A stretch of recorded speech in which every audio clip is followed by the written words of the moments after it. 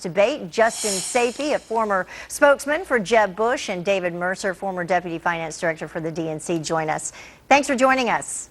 Pleasure to be with Heather. you. So Democrats, apparently they're calling this Accountability August, and they're running the gamut, but usually politicians, like we've said, they try to stay away from taxes, especially when they're talking about raising taxes. So Justin, I'll begin with you.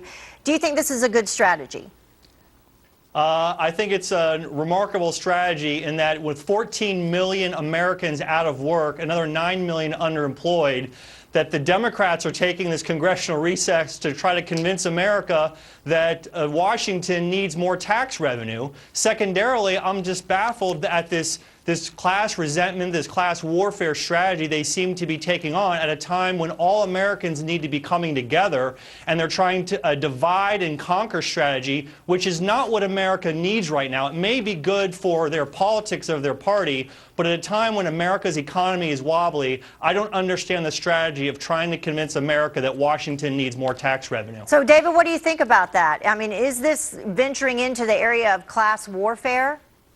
It's not class warfare. Ronald Reagan didn't think it was class warfare when, in 1982, he had the biggest tax increase in peacetime. So it's not a class warfare. It's a matter, as we have continually said, of shared sacrifice.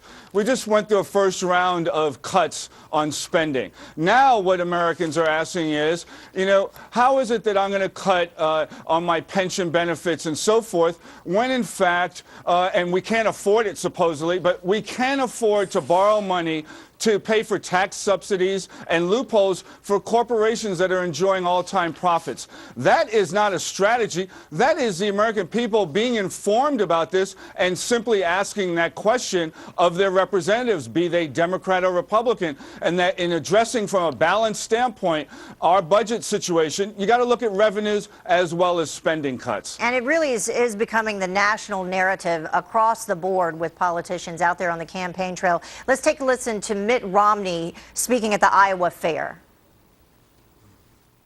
One is we could raise taxes on people. That's not the way. Corporations are people, my friend. We can raise taxes on.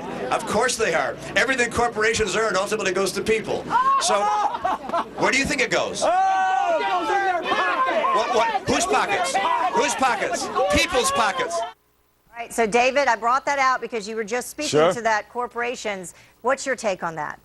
My take is the American people are asking on corporations, why are they hoarding the $2 trillion that is sitting on the sideline?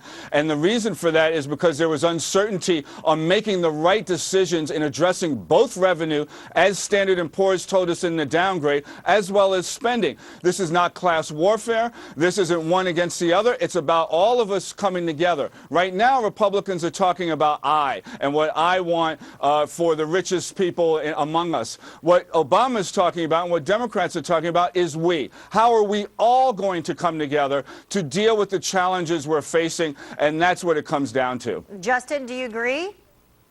No, you're probably not surprised to know that I don't agree. I think that it's really remarkable that at this time the Democrats are not focused on jobs. The reason that one of the reasons those corporations are holding that money is because of uncertainty coming out of Washington. The Obama administration, regulatory environment, Dodd-Frank, Obamacare is a big reason for that. I think if you repeal Obamacare, you'll see corporations start to feel You're changing a little bit more subjects flexible now, about doing that. Changing so subjects. the regulatory and tax things, and when you have leading Democrats in the White House and in Congress using this rhetoric against businesses and against corporations, of course they're gonna protect their shareholders' money, and that shareholder money is money that's in people's 401k plans, it's in retirement plans, the Florida pension plan, the pension plan of lots of employees, public employees I would add too, is invested in these companies. Which you guys are cutting. It doesn't help the retirement plans of any of these employees for Democrats in Washington to be talking down private business. And David, I'll let you get the last word in here. Sure. I'll say this. Time is running out for the Republicans in that the American people are getting educated as to having to address both revenue and spending. And secondly, their arguments are running out in addition to time.